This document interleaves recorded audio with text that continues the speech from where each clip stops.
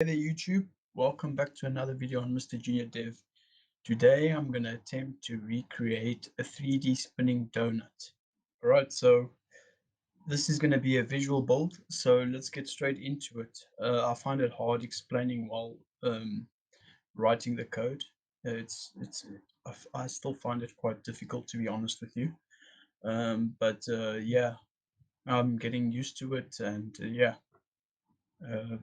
uh, hopefully my videos are going to become more interactive and more in depth. All right, so I hope you guys enjoyed. Let's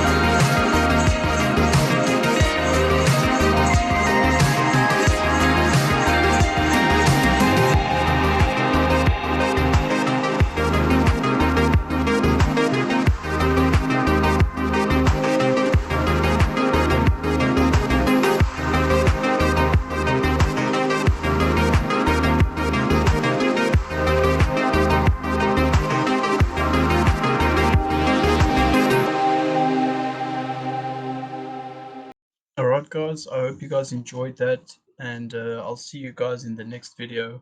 The source code is in the link down below. So, peace out.